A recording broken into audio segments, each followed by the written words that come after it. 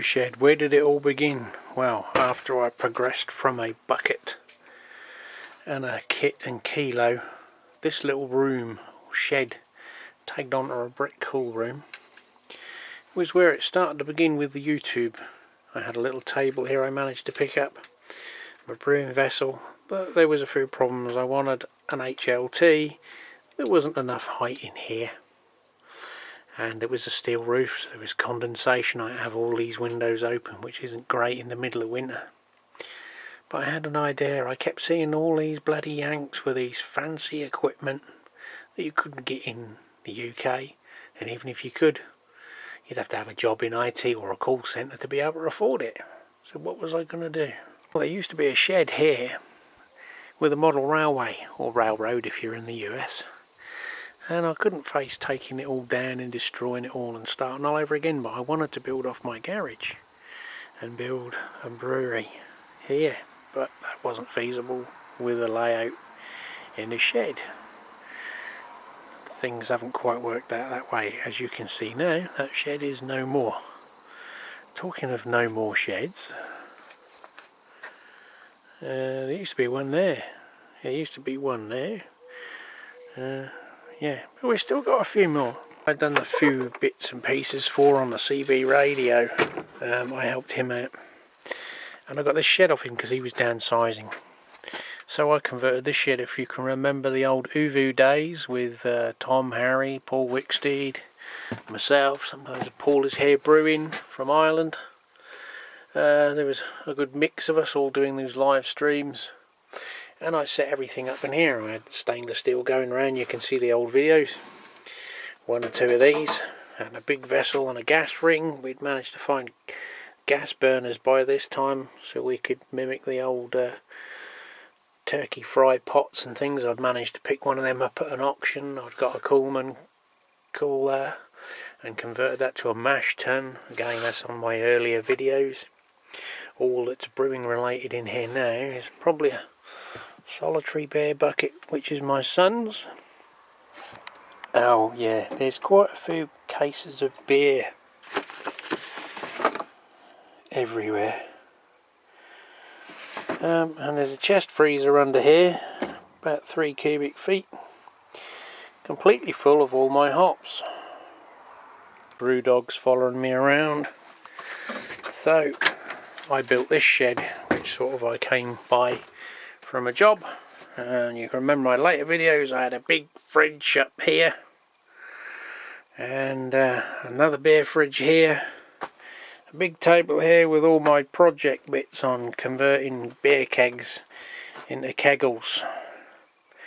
And I sort of took my time. Things were going on outside of the brewing world, but I had a plan, but they were scuppered quite often by various events in life, and one of them was being off work, long-term sick.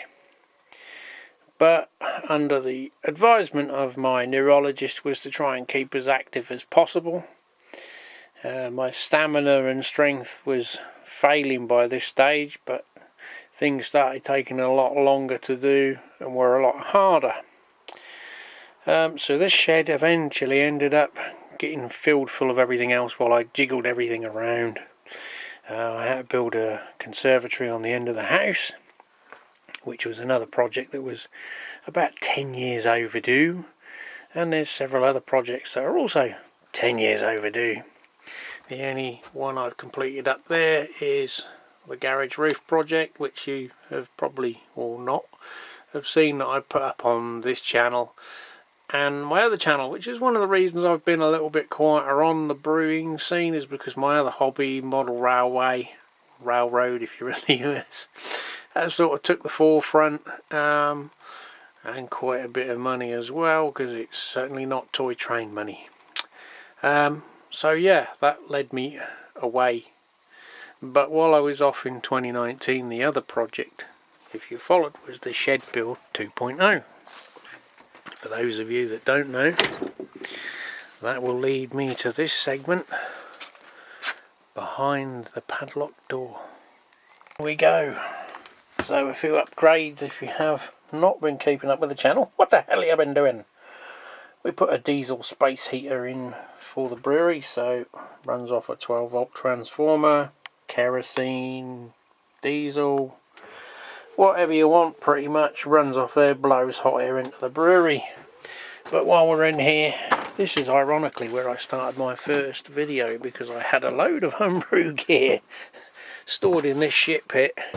There's a load of plastic buckets I bought, more barrels, all that crap you keep buying when you start homebrewing. There's some beer pumps under here, God knows what, and all my other clutter and detritus from doing maintenance and DIY. There's plumbing, electrics, God knows what. I've also got this chuffing crate control cabinet, oops, which I purchased mainly for the contents inside rather than the cabinet itself, because I'd already got my cabinet. So that probably have to put on eBay or something. So if any of you guys want a big cabinet, it's about I don't know, a good 2 foot tall. Obviously part of it, you've got main isolator already in it, and some switches. It is a temperature control for 2 industrial fridges. So I added some more shelving because I've got beer and wine here, empty bottles. I don't know why we collect so many bottles when we start bottling homebrew. As you can see, there's some for e-processing. So yeah, and more there as well. And the railway board I've kicked out for the minute. Oh look, more fermenters, water carriers. Yeah, you get the idea. There's a shit ton of it. So in here, shall we go in? So into the brewery that I ended up building, and here it is. Well, some of it you can't see because I can pan. It's freaking weird, this shit. A little machine that's watching your every move. Yeah, I'd had this little gizmo that I'm now using, a cameraman. I've got my own cameraman, look. You know, us blokes and gadgets. I can even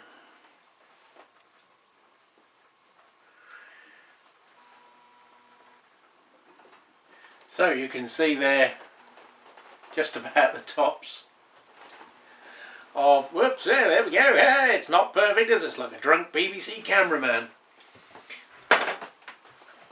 So yeah, let me show you my gizmo.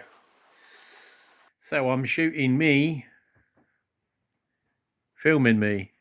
So what I've got is a Telsin. I didn't realise when I bought it, I thought this was the, you know, technology to follow you, but it's actually a webcam as well. And as you can just see, I had a remote as well, and it's not too bad a tracking. I've used it on a live cast on my other YouTube channel on its own. It has got a built-in microphone, but for some reason StreamYard and stuff like that don't recognise the mic. But they're under 30 quid from AliExpress, or if you see them advertised on Instagram and other various sites, they're nearly double that. So yeah, that's not bad. I've had it a year, I would say. Quite impressed with it. All came nicely packaged. Anyway, this isn't an infomercial. Right, okay, back to camera one. Let's turn it off. It's a pain in the ass, isn't it? So yeah, I will cut to me back behind the camera. It's a handy little gizmo, and I thought probably a mount up there or something at an angle, and on a brew day it could film me, or have a point of view camera up here somewhere, which is another thing I had thought about. I have got a different mount that fits on a desk, and get like a, I don't know, a webby cam thing, one of these fixed up here somewhere on a bracket. Obviously you've got to mess around for the focal length and angle of the dangle. I've even got this shitty little tablet thing which I have tested on my railway channel, Does struggle a little bit, but it does work. It was proof of concept. Talking of which, I've got a bit of a dry throat. As to me sins, these are a cheap deal for 2 packs of a dozen. So I'm drinking these. Because I still haven't done anything with this. Yeah, we got that as well back in, I don't know, whenever before Brexit happened. Because I knew everyone would pull the fast one and say everything's gone up and use it as an excuse to charge more, which they did. I did treat myself to this last year when I cashed in one of my meagre pensions, and ended up with well, I paid extra and got these 2-inch to 1.5-inch adapters with it. A couple of other bits I've got to get rid of is these brand new immersion chillers, which I bought for an experiment. I never took place, doesn't really matter now, it's not going to happen. Steam condenser. That seems to work. I haven't boiled anything in this, but I have done tests with other vapour creating items. And even with a little 1/2-inch it draws in. I don't know how furious a boil would be. I have bought tri-clamp adapter. I think Martin was asking about the cutter, which I showed him the saber tooth thing I've got that will cut a hole in one of these. So yeah, I've done that. I think that I bought enough parts for 2, with the exception of the extension tube, because I was going to sell one which would then pay for my one, sort of thing, but I haven't done it. I haven't got round to a lot. You know, I think my old saying is life gets in the way of life.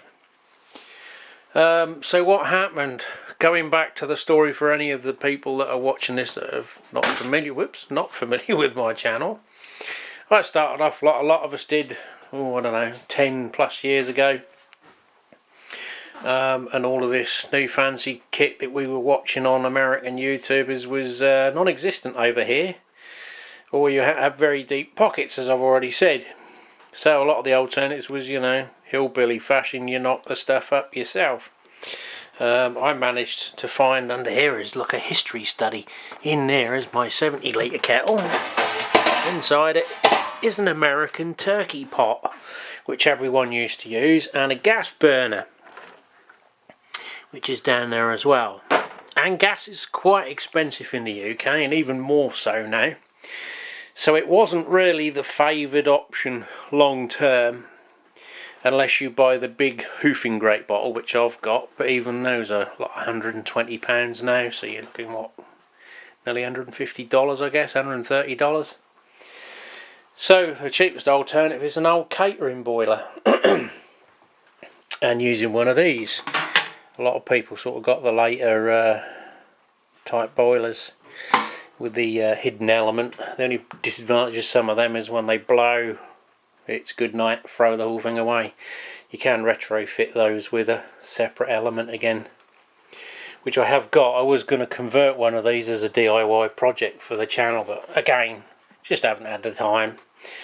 I was using one of those as an HLT and another one as a boiler. I think I did do a video and I had a bit of a problem with the heat getting so hot with the element, it was melting the solder that was terminating the element. I did solve that and carry on the next day, because I hadn't finished these. These are like 98-99% done as far as I remember. So I moved on to kegs. Working in the drinks trade offered me the option of getting hold of some European items. Before anyone starts blaring about Keg Watch. If you are going to blare about Keg Watch, guess where you can shove this? So yeah, I made my own pots. Copper coil, because the stainless steel ones are expensive. And I've never been able to find one. It's one of my regrets, is not having enough money at the time to buy a stainless steel Hermes coil. It's just easy for cleaning. Because of the corrosive chemicals can react with copper more than they do stainless, but it's not the end of the world. So we've got the HLT I built. Obviously if you've seen the previous journey of this, you're already familiar with it. But we've got a water inlet here for the HLT. Mash tun, same thing, it's just empty with a false bottom and whatnot. Down in there, I don't know what, I have literally not done any pre-prep for this video. There's still crap everywhere from dead spiders, and I think all this shit blew in when the back of the shed I covered in engine oil.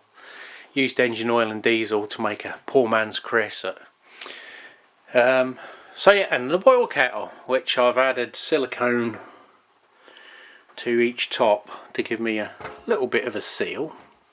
I've got to get blanking plugs for the top, so it'll help obviously divert steam into this. We obviously got the hoods and obviously stainless steel catering table. The sink, if you're watching this and you haven't seen it, go back to my Brew Shed 2.0, you'll see all the build of this. In my 16 by 20 shed I basically had this wall here with shelving the other side of it, and I built a dividing wall here and put an old caravan door in and basically built a room inside the shed. Because my inspiration was a lot of the American brewers, but obviously they had good jobs, nice big houses, nice big cars, big basements, big budgets, none of which I've got. So I had to think out of the box. They had all these, I was watching Tony Yates over in Norway, Paul Wicksteed.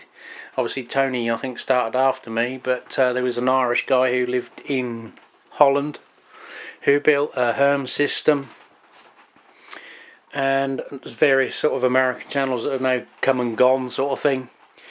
But obviously it cost a lot of money if you were buying the Cal electric brewery panel. I think the cutout box with the electronics was like 1500, 1200, 1500. I think this cost me around about £400 to build initially. I have upgraded bits since then, as it was, you know, quite a long ongoing journey, because I didn't sort of have £6 in the bank to go and blow on build everything.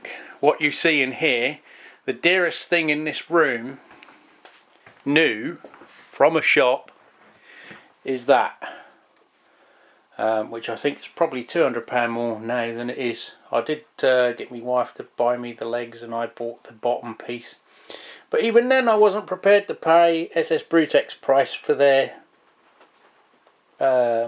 wheels, so I bought my own from Amazon, which are rated 50 kilos a wheel, and I believe SS Brewtech don't rate their wheels for moving it around when it's full.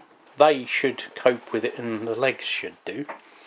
I had to buy the legs because obviously being American it's imperial thread, and I had to buy wheels where I could buy an imperial bolt to screw into the base, and the wheels I originally bought I ended up putting on that one. Second hand wise, oh god,